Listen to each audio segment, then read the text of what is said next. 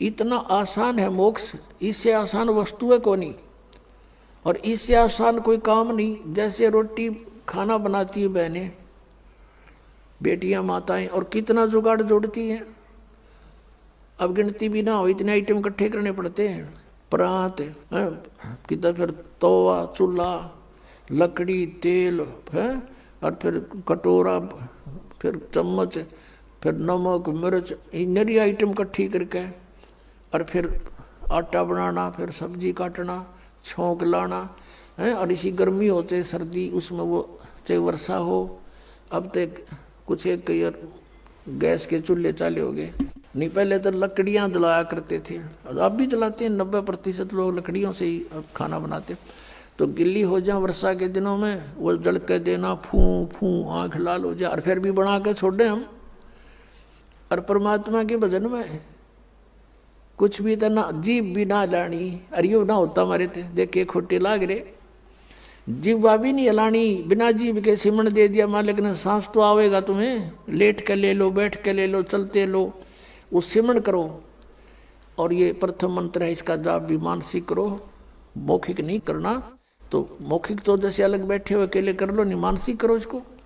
तो इस तरह इसमें कुछ भी ठाके ना लेना, और ना कोई जुगाड़ जोड़ना, और यूँ भी ना कर सकते फिर हमारे जैसे नालायक नहीं, फिर हम किसे भगत है।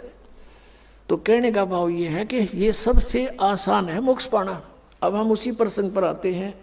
तो ऐसे परमात्मा हमें चार्ज कर गए, और चार्ज करके चले गए। मालिक सहश्री आए थे, सहश्री चले गए। तो हम मालिक को नहीं पहचान सके, इसलिए उनसे विमुख हो गए थे। परमेश्वर ने एक लीला की थी।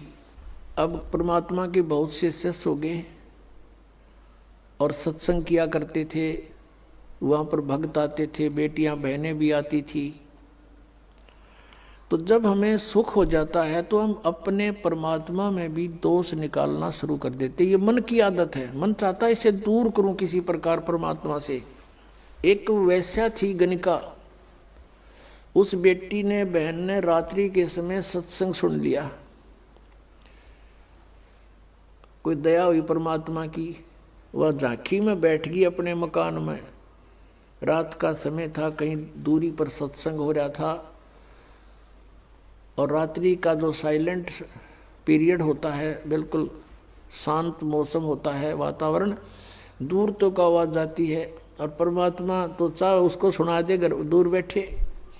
तो उस बेटी ने सारी रात सत्संग सुना कि मानुष जन्म परमात्मा पाने के लिए प्राप्त हुआ है, और इसकी भक्ति ना करके असंग जन्म कुत्ते बने, असंग गधे बने। वो सारी डिटेल मालिक ने सत्संग में सुनाई।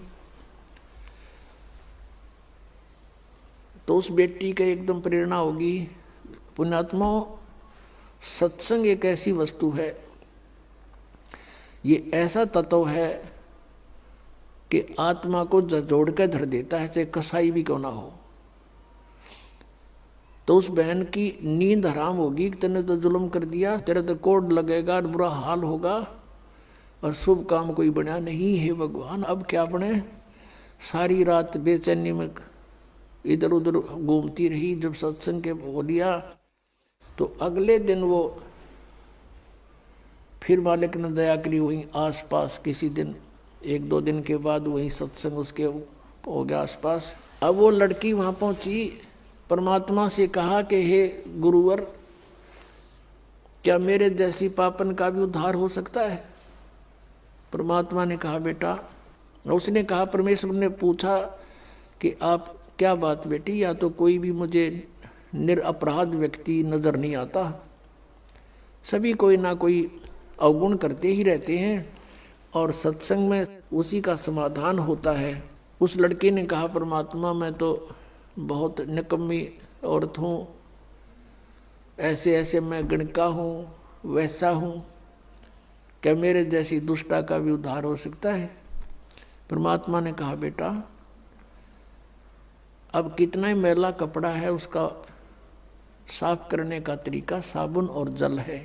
सत्संग यही काम करता है। लेकिन बेटी, पीछे बनी सो बनी, आगे मत करना। कान पकड़ दिया उस बेटी ने कि आज के बाद परमात्मा कुछ भी नहीं करूँगी, मैं अपना मांग का भोजन खा लूँगी, फिर परमात्मा ने कहा बेटा जो भी तेरा ठीक है संस्कार था, लेकिन इस संस्कार को चेंज कर देंगे हम, भक्ति करना। अब उस लड़की ने उपदेश ले लिया। अब पुण्यात्मा जिसका लागे सोतन जाने, उसने तेन सोचा तू मरगी कति बिरान माटी होगी तेरी, और उम्र भी 40-45 के आसपास हो चुकी है। और पुण्यात्माओं को ये काल जगह जगह अच्छी बुरी तरह फंसाता है। तो उसके लगन लगी, पिछला संस्कार प्रबल था बेटी का, जहाँ भी सत्संग हो लड़की वहीं पहुँच जा और निकट जा बैठे मालिक के मुंह की तरफ देखे और सत्संग सुने, गहराई से विचार करे।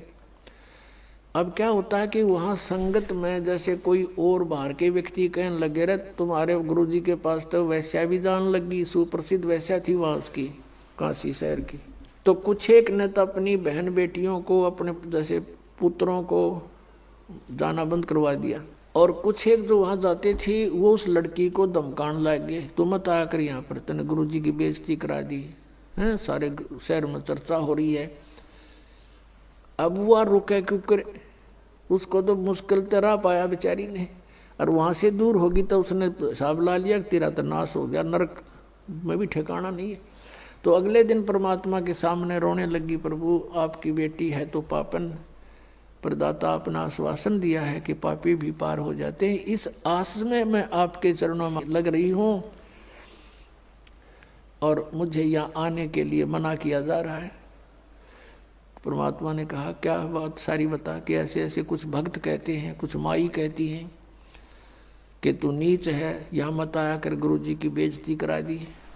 तब परमात्मा ने कहा बेटा तू खूब आया करे, और तुझे मना करे उसको मुझे बताना है।